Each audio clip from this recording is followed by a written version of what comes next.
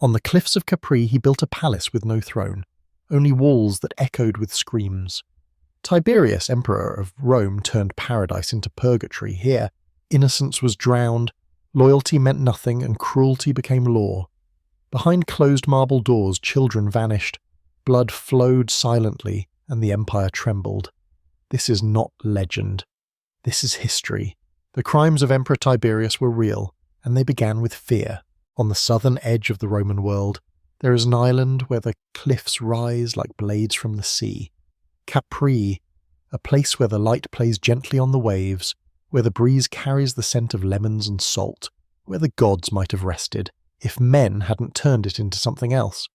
Here, Emperor Tiberius built a palace called Villa Jovis, the Villa of Jupiter. But Jupiter never ruled here. What ruled was fear. Atop the cliff stood marble halls that shimmered in the sun, but inside the light stopped. Inside there were no gods, only one man, aging, paranoid, watching through slits in the stone, sending orders in silence. Tiberius did not sit on a golden throne. He did not march through Rome as the people cheered. He hid, and in his hiding, he turned paradise into a pit. Whispers travelled faster than ships. They spoke of boys and girls taken from their homes, brought to Capri as gifts for the emperor. They were bathed, perfumed, dressed or undressed as instructed. Some were made to act like fish swimming in pools for his amusement. Others were told to perform rituals of pleasure that no child should know. Those who resisted were thrown from the cliffs. The sea below was called Mare Tirano. After Tiberius came, it might as well have been called Mare Mortuum, the Dead Sea. Bodies fed it, secrets sank in it, and Rome looked away. Even the senators didn't dare speak aloud what they knew. Even the generals who had marched with him once, who had seen his brilliance, his discipline, his tactical genius, they stayed silent. Because Tiberius was no longer a soldier. He was a shadow with a crown, a man who ruled by fear and whose madness grew teeth. And yet, Capri wasn't where it began. Tiberius did not wake up one day and decide to become a monster. No one does. There were reasons, and pain, and losses that carved his soul open. The boy who once rode beside Augustus, the general who once brought Germanic tribes to their knees. He had once been noble, maybe even kind, but by the time he reached the cliffs of Capri, all that remained was a body ruled by ghosts. He watched Rome from a distance. He let his favourites, first Sejanus, then others, rule in his name, and when they disappointed him, he crushed them, not quickly, slowly, piece by piece, until fear became the only language in the empire. Suetonius writes that people began to erase his name from their homes. They whispered it like a curse. Children feared it, lovers avoided it. Poets stopped writing about him. Even the sun, they said, shone colder on Capri. But this is not mythology. This is not a nightmare dreamt by frightened peasants. This is documented, chronicled, etched into the bones of Roman history by men like Tacitus and Cassius Dio. Not always with kindness and not always without bias, but with enough blood to stain the page. Tiberius lived, Tiberius ruled, Tiberius killed, and when he died, the people celebrated. This is the man we will meet in the pages to come. A reluctant prince, a grieving father, a ruler who buried his heart in the sea, then drowned everyone who dared swim too close. This is not just a story of horror.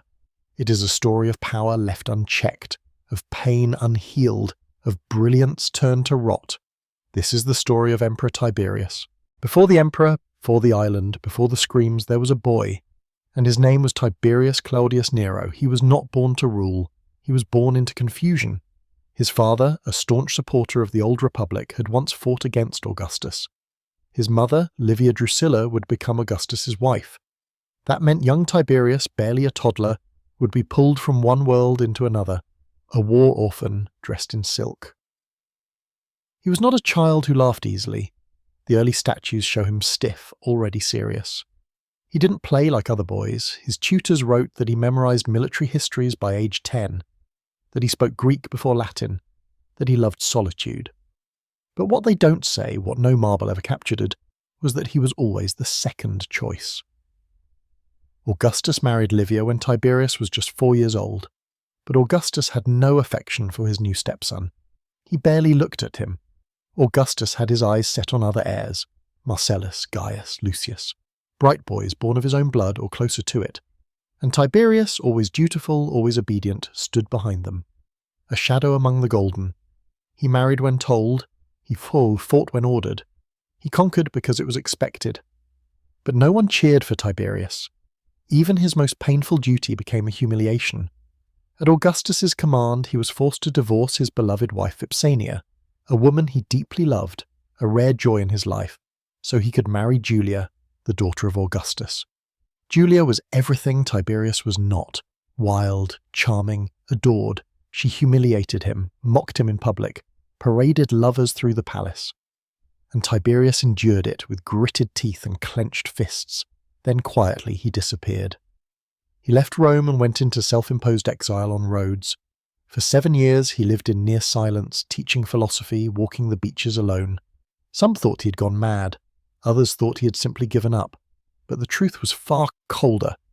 He had tasted freedom, and he knew he would never have it again, because death was coming for all of Augustus's chosen heirs. One by one they died, some in battle, some in illness, some under mysterious clouds, and the path cleared. Tiberius was called back. He did not ask for the crown, he did not want it, but Rome had run out of sons, and so the unloved one, the cold one, the exile, was chosen. When he returned to Rome, he was 46 years old. His hair greyed early, his eyes were tired. His voice, when he spoke at all, was low and firm. He took the throne not as a victor, but as a prisoner. People mistook his silence for strength. They thought him wise, calculating, godlike, but inside Tiberius was already withering. He had buried his love, he had buried his pride, he had buried his youth in the sands of Rhodes. What remained was a man built from obedience, a ruler forged in disappointment, and the empire would pay for it. Rome did not explode in celebration. There was no parade, no fireworks, no triumphal arch built overnight. When Tiberius Claudius Nero became emperor in the year 14 CE, it happened like a shadow moving across the face of the sun, inevitable, gradual, and cold. Augustus was dead. The man who built an empire out of rubble, who styled himself as a god, now lay embalmed in imperial silk. The streets were silent, not out of mourning, but out of caution. For as one god fell, another figure stood in the marble frame, and he did not smile. Tiberius took the throne like a man accepting a curse. He refused the title Father of the Nation. He declined public celebrations. He claimed he needed time to think, then ruled anyway. It was a performance of reluctance so convincing some believed it was sincere. It wasn't. Tiberius did not want power, but he knew what happened to men who refused it. Rome was no longer a republic, it was a machine that demanded a head. The Senate could debate, the generals could threaten, but only one man could pull the final lever. That man now was Tiberius. He stepped into the Palatine Palace not as a ruler chosen by fate, but as a survivor. He had watched every heir to Augustus perish. He had buried his son Drusus with his own hands. He had seen what love did to rulers. So he chose something else, distance. He rarely appeared in public. He stopped attending games and festivals. He spoke in riddles, gave orders through intermediaries, and let suspicion bloom like mould in every corner of government. No one knew what pleased him. No one dared ask. To the Senate he was frustrating. To the people he was invisible. To his enemies he was inevitable. At first the empire remained stable. Grain flowed. Armies obeyed. Taxes were collected. But underneath the marble calm the cracks widened. Tiberius hated crowds. He detested the city. He avoided the forum, the theatre, the baths. He believed public life was a stage built to hide treason. So he surrounded himself with pshons, and one man, Lucius alias Sejanus, filled it. Sejanus was the commander of the Praetorian Guard, the elite bodyguard unit of the emperor. Clever, ruthless, and always watching, he whispered what Tiberius wanted to hear, that the city was full of vipers, that betrayal was a breath away, that the Senate plotted in candlelight. Tiberius listened. He began to delegate authority, more and more letters signed in haste, edicts delivered, without his voice. Soon it was Sejanus who passed judgment, promoted allies, erased enemies, all in the emperor's name. And Tiberius, safe behind palace walls, let it happen. He believed control came from absence, that the less he showed, the more they feared. He was right. But he forgot one thing, The abyss does not only stare back, it whispers. Under Sejanus, the laws of Rome bent. The crime of maestas, or insulting the dignity of the emperor, became a noose used for a personal vengeance. A misplaced word, a joke, a letter discovered by accident. It was enough to send a senateur to the executioner. Heads fell, bodies were buried, property was seized, terror became policy, and Tiberius, they said, read every trial report before bed, like bedtime stories written in blood. He did not seek applause, he sought obedience. Even those closest to him, his family, his former friends, the sons of Rome, were not spared. Suspicion became his mirror. Loyalty meant nothing without guidance. What the people did not yet know was that the emperor was preparing to disappear, not into exile, but into something worse. It began with whispers. A senator spoke too loudly at a dinner. A poet wrote a line that could be read two ways. A marble bust of Tiberius was found with a crack across the nose, and people died. What had once been a quiet fear turned into thunder. Trials were held not to seek truth, but to cleanse the empire. The charge was always the same, maestas, crimes against the majesty of the emperor. A vague accusation that could mean anything or nothing at all. One man was condemned for keeping a coin with Augustus's face higher on his shelf than the new emperor's. Another was sentenced for dreaming of Rome without Tiberius in it. Dreams, words, looks, silence itself, all could be used against you. Tiberius never shouted. He did not bang his fist on tables. He didn't have to. He created a world where everyone spoke carefully, or not at all. The Senate transformed into a room of statues. Men sat still, lips closed, nodding in agreement to whatever was safest. To breathe was to risk betrayal. And above them all, like a spider in a palace of silk, Sejanus watched. Sejanus, once the servant, now whispered as if he were Caesar. His eyes were in every corridor, his agents in every household. He encouraged denunciations, he rewarded suspicion. He offered protection in exchange for silence. Tiberius approved. At night, the emperor read letters filled with names, accusations, confessions extracted under pressure. He marked them with ink or with ash. One meant survival, the other disappearance. The people started avoiding each other in the streets. Fathers avoided sons, wives avoided husbands. Better not to speak, better not to be heard, even the laughter died. In the homes of the elite, slaves were trained to forget what they heard. Children were warned not to repeat what was said at supper. Scrolls were burned, statues hidden, memories polished smooth. Rome, the great city of law and oratory, had become a place of soft footsteps and quiet executions. But the blood did not stay behind closed doors. Sometimes it spilled onto the marble. Sometimes it cried from the forum itself. One day a man was dragged from his home in chains. His name was Sabinus, a former governor loyal to the empire. His crime? He had spoken fondly of Germanicus, Tiberius's nephew and adopted son, long dead, long mourned. Sabinus's sons tried to intervene. They were executed too. Tiberius did not blink. The emperor had begun to confuse disagreement with betrayal, doubt with treason, memory with danger. He saw threats in compliments, enemies in shadows, plots in loyalty. And behind it all, Sejanus whispered. He poisoned the emperor with fear. He reminded him of Drusus, Tiberius's dead son, perhaps murdered. He suggested the Senate could never be trusted. He warned of revolts, of assassins, of a Rome that dreamed of another Caesar. Tiberius listened, but in his silence a darker idea was forming.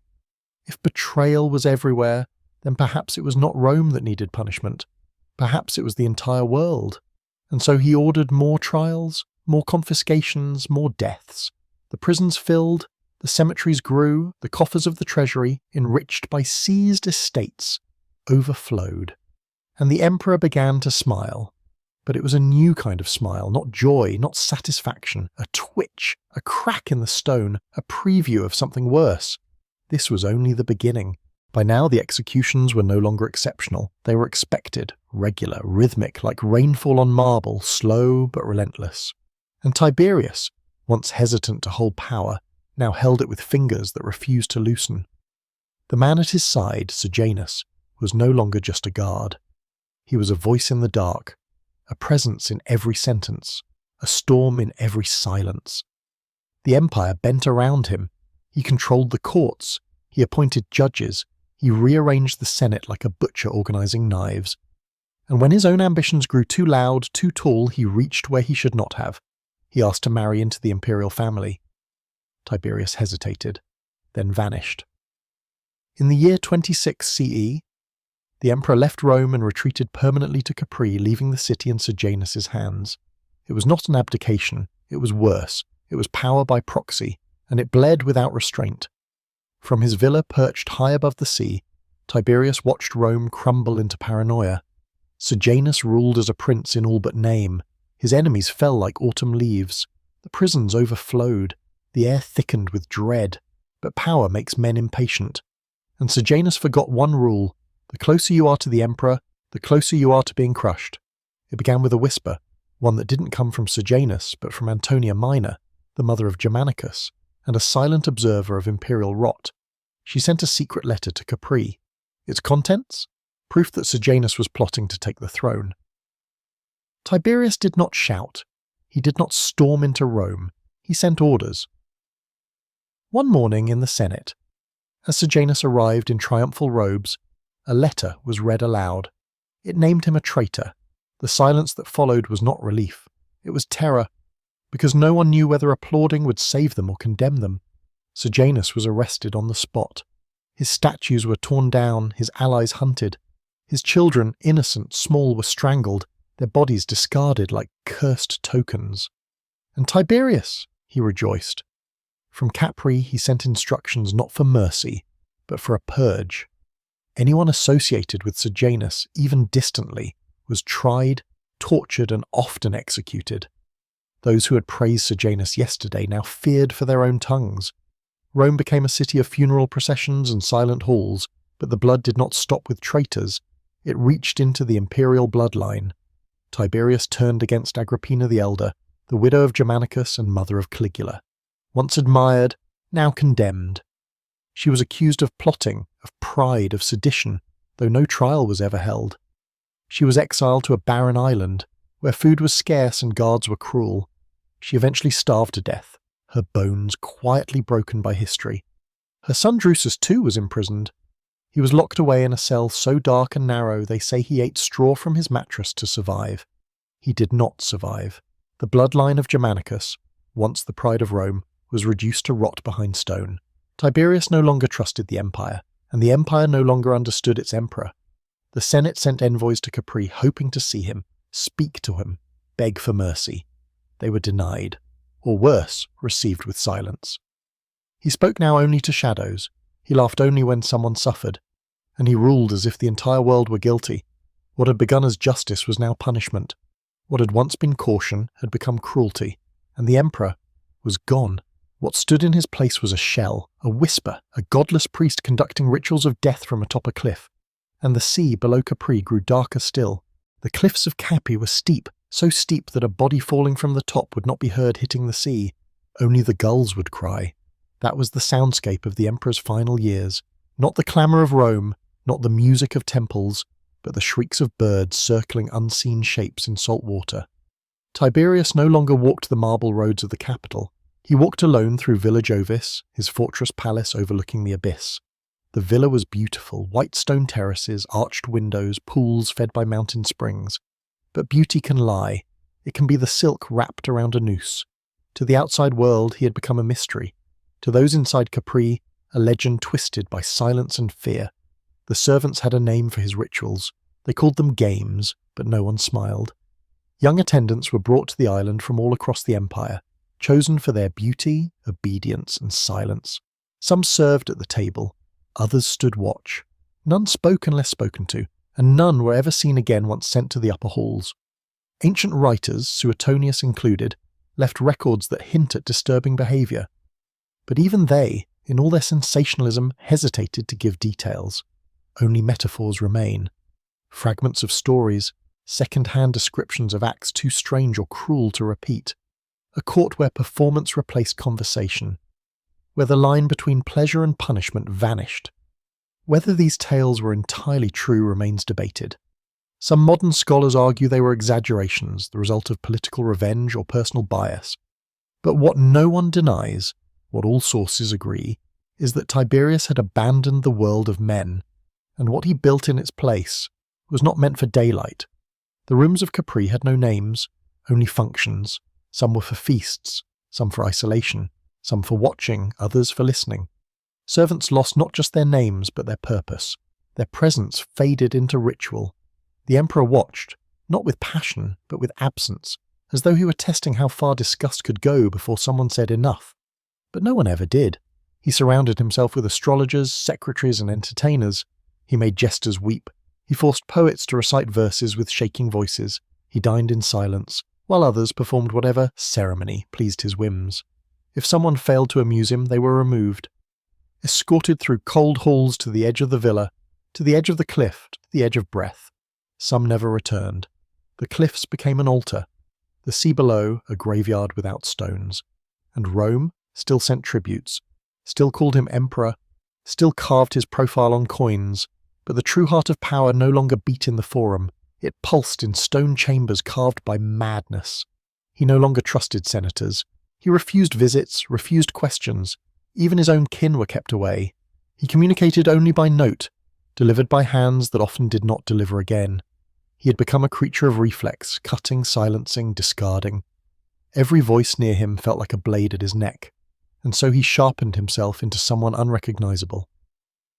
The marble halls echoed, not with prayers but with repetition. Same faces, same rituals, same descent. Even the guards began to suffer. Some chose to leave in the only way they could. Others begged the sky for storms just to see something pure. And Tiberius, he drank wine aged in fear and stared out over the cliff's edge, waiting. For what? No one knew. He did not write philosophy. He did not explain himself. He left no vision, no legacy. He watched. He punished. He faded. And somewhere deep beneath the cliffs of Capri lay the last piece of his soul, buried in hinds. They didn't rise with swords. They didn't storm the villa. They didn't chant in the streets. Because in Tiberius's empire, resistance didn't sound like rebellion. It sounded like silence. Men who once praised him now avoided his name. Women who had lost sons no longer wept aloud. Poets stopped writing. Historians left pages blank. The empire was choking not from a dagger at its throat, but from the absence of breath itself. Even in Rome, far from Capua, fear reigned. The Praetorian Guard still took orders from the island. The Senate still met in hollow ceremony. But everyone felt it. The emperor was no longer present, yet his shadow weighed more than ever. In the void he created, small acts became dangerous symbols. Senator left a seat empty at dinner. Rumour said it was for Germanicus. He was executed. A slave overheard a noble whispering, "Would that Rome had a different master." They both vanished. And still no one fought. Not openly. The resistance took root in corners, in the hesitation before saluting his statue, in the mothers teaching children not to speak of Capri, in the artists who painted faceless emperors, in the prayers whispered not to Jupiter, but to memory. But Tiberius, buried in his island fortress, felt everything. He didn't need ears. He had informants. He didn't need eyes. He had fear. And now even his heir was suspect. Gaius Julius Caesar, known to history as Caligula, had come to Capri as a boy. He had watched the rituals, he had learned the silences, and he had survived. Tiberius once called him a serpent raised in my bosom. Not affection, not admiration, a prophecy. At first, Tiberius allowed Caligula to live among his depravity, untouched. The boy adapted. He didn't flinch. He smiled when told. He learned to walk through horror without blinking. But over time, Tiberius saw something too familiar in his eyes. Not loyalty, ambition. And so the old emperor did what he had always done. He watched. He tested him. He set traps. He whispered false orders and measured reactions. He appointed 2 heirs instead of 1, Caligula, and his own grandson, Tiberius Gemellus. Divide them, distrust them, let them devour each other if needed. He had no desire to be remembered. He only wished not to be replaced too soon, but death was circling. His body, once lean and hardened by campaign, was now swollen, fragile, failing. He coughed blood, his feet turned black with rot. He often fell asleep mid-sentence, waking to paranoia. Physicians feared to touch him. Slaves refused to make eye contact. And still, no one dared act. The island had become a floating mausoleum, its ruler half dead, yet still feared more than any living man. Even the sea seemed to recede from the cliffs, as if unwilling to carry more bodies. But in Rome, a quiet anticipation grew. The people, long silenced, began to speak again, softly, carefully. They asked, "Will he die this year? Will Caligula be better? Will the island fall back into the sea?" And in private, some dared to laugh again. Short, nervous laughter, but laughter nonetheless. Tiberius sensed it, and he hated it. He tightened his grip, not with new laws, but by doing what he did best. Nothing. No pardons, no reforms, no gestures of legacy. He refused to choose, he refused to die, he refused to explain. The empire held its breath, and Capri held its corpses. The silence was a resistance, and resistance finally was working. No trumpets were sounded. No final decree was issued. No nationwide mourning was declared. When Tiberius died, the Roman Empire exhaled, like lungs releasing poison. It was the year 37 CE, and the emperor had reached 77. But he did not die in peace. He died in fear, and perhaps by force. His health had declined rapidly in the final year. He barely ate. He trembled when standing. His words slurred and looped. At times he spoke to ghosts. He ordered executions that had already happened. He repeated the names of long-dead enemies. And sometimes, in sleep, he cried out, begging someone named Drusus to return. But death did not come easily.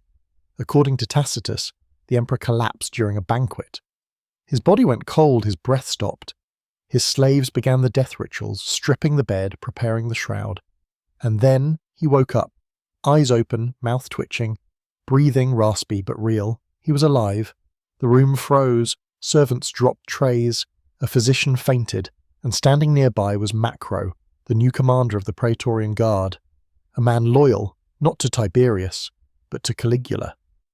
It is said, though still debated, that Macro himself suffocated the old man. A pillow, a hand, a final silence. The man who ruled by terror, who built his empire on paranoia, died unable to scream.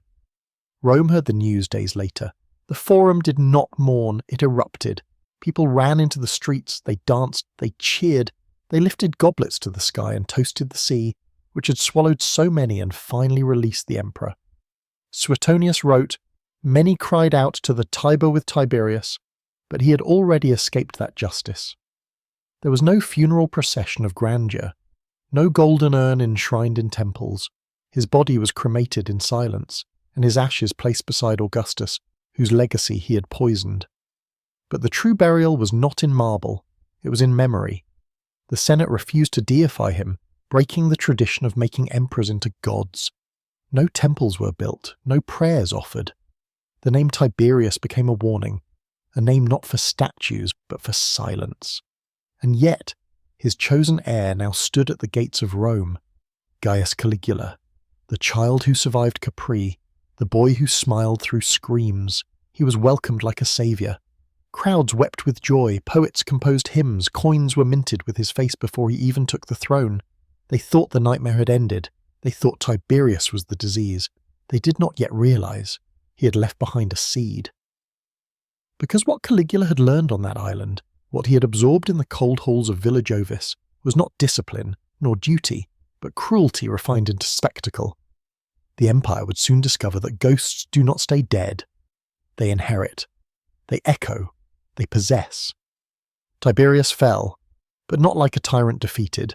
He fell like a virus, passed on, unnoticed, until it burned through the next body. And Rome, drunk with celebration, never saw the fever coming. The cliff was empty now. The villa stood quiet. The gulls returned. But the screams, some said, still echoed in the rocks. He ruled for 23 years. He inherited the empire at its golden peak.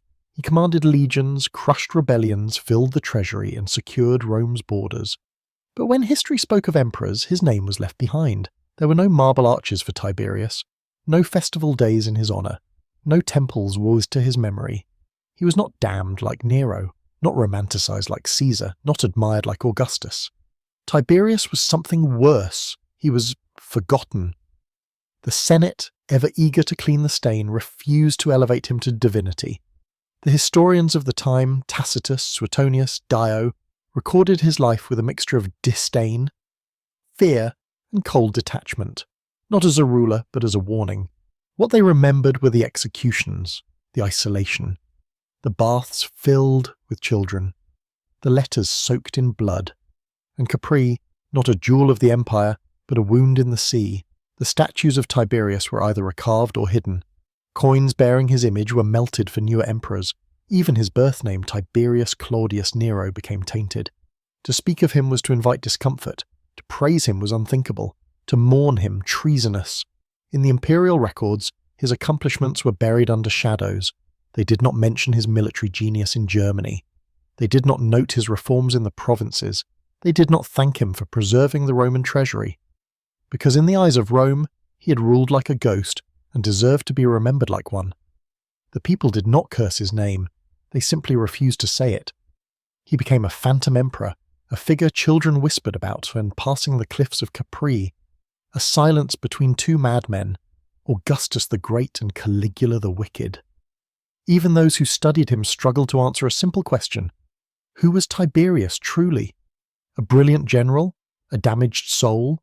A tyrant born of loneliness? A monster sculpted by grief? Or all of them, layered like dull dust on old marble? Centuries passed. Empires rose and fell, gods changed, names blurred, and Tiberius remained where no ruler wants to be, not hated, not worshipped, but unwanted by memory. Modern scholars, peeling back the biases, now ask, was he really so cruel? Were the tales of Capri exaggeration? Was he merely a mirror of the power he inherited? A system already broken? Perhaps, perhaps not, but the truth is this. His erasure was deliberate, because Rome does not only crucify its traitors, it buries its embarrassments. Tiberius was a man who ruled without love, who outlived his purpose and who died without witnesses. And history, so often written by survivors, chose not to lie about him, but to look away. Even today his name feels cold on the tongue, a name left off monuments, a name missing from glory, a name that ruled the world and was erased like a stain on stone. There was no monument carved for him, no statue placed in the heart of the Forum, no child learned his name in triumphal songs. And yet for nearly a quarter of a century, Tiberius ruled the greatest empire the world had ever known. He did not fall in battle. He was not stabbed on the Senate floor. He did not choke on ambition. He choked on absence, on grief unspoken, on love denied, on decades spent watching, distrusting, calculating, until even the stars seemed like spies. His reign was not a fire. It was erosion, a slow wearing away of everything soft and human. And in the end, it was not hatred that buried him. It was something colder, forgetting. But let us ask, was Tiberius always a monster? No. He once rode beside legions, rain on his cloak, mud on his boots, commanding not by fear but by respect. He once loved a woman named Vipsania, and mourned her long after being forced to abandon her.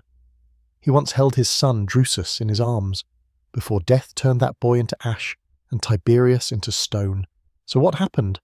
What transforms a man from a loyal general into a whispering god-king who watches children drown for pleasure? Some say it was power. Others say it was the architecture of empire, a machine that punishes doubt and rewards cruelty. Some blame Livia, his mother. Some blame Sejanus. But perhaps the simplest answer is this. No one ever taught him how to be loved, only how to be useful, only how to survive. Tiberius was not born in shadows. He was pushed into them, and when the light returned, he no longer recognized it. His story is not just a Roman tragedy, it is a human one, because when we raise leaders without kindness, when we teach sons that vulnerability is weakness, when we praise obedience and punish joy, we do not build emperors.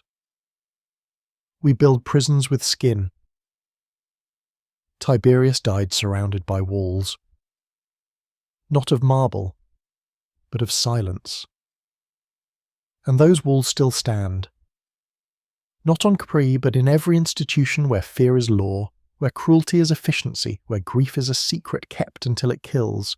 So now we ask, was Tiberius a monster or a mirror? Did he invent the horror? Or did he inherit it, perfect it, and pass it on?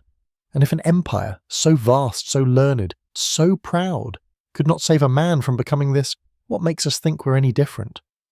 He turned an island into hell, but before that someone turned his heart into ice.